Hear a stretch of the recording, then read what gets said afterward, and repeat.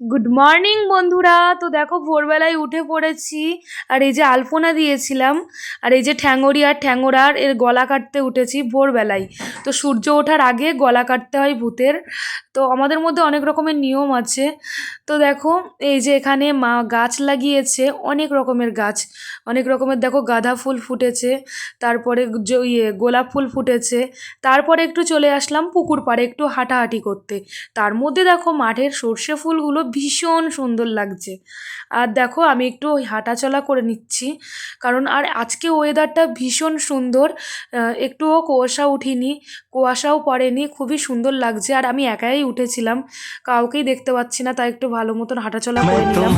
তো তোমরা দেখো